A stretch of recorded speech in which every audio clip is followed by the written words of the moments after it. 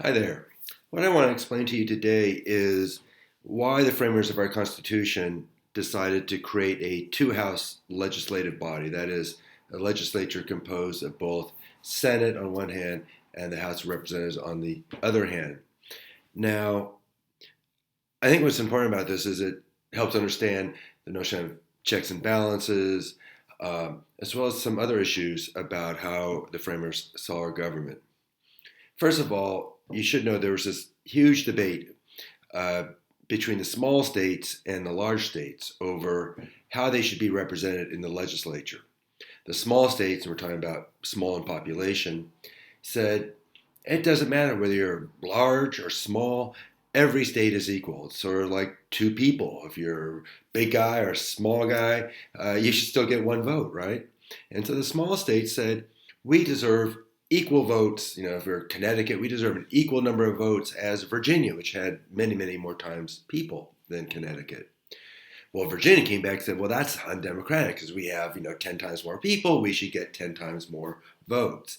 So this is a real troublesome issue, and both sides were deeply committed to their own view of what was democratic in this instance. And again, one of the real geniuses of the Constitution was not that someone had this one great idea, but that people with different perspectives were able to come to a compromise. So they were struggling. What do we do? Each state one vote, or each state a number of votes based on its population.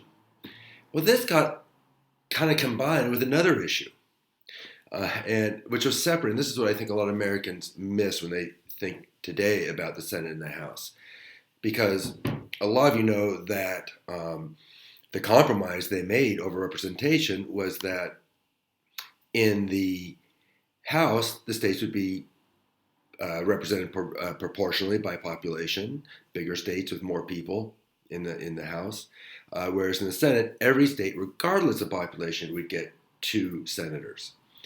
And for any law to be passed, it had to be passed by both the Senate and the House. And so this was a real compromise. The states would be equally represented in one house, proportionally represented in the other chamber. Uh,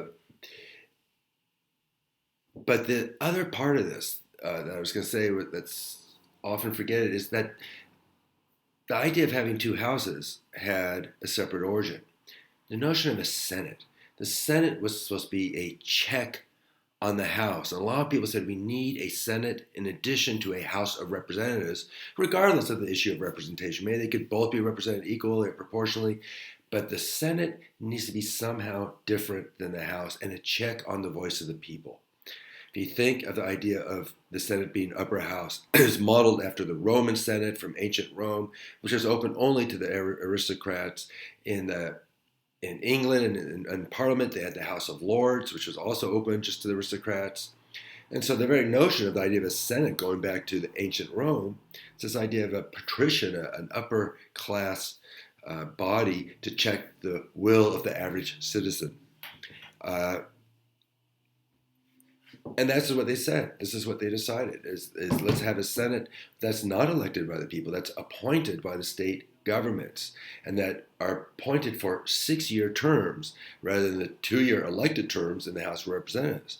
This would allow senators to, have a lot of leeway on a whole range of things before having to face re-election. Hopefully, their opponents would forget anything they did in the first part of their term by the time they were up for reappointment.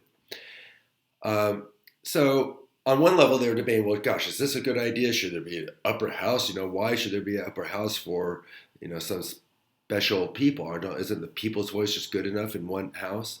And other people say, no, we need a check on the people. And so this is the idea where someone sort of said, hey, look, if we have two houses, if those who want one house can give in on that, it would allow us to solve this other issue of representation. So we can have equal representation in the upper house, proportional representation in the lower house, and solve two issues.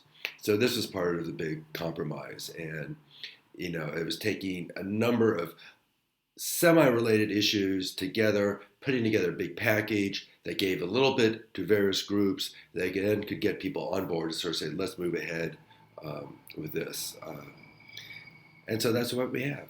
And we still today, the Senate serves as sort of an upper house. They have longer terms. They're now elected because we amended the Constitution around the turn of the century in order to allow the direct election of senators. They still serve 6-year terms and serve entire states on an equal basis with all other states.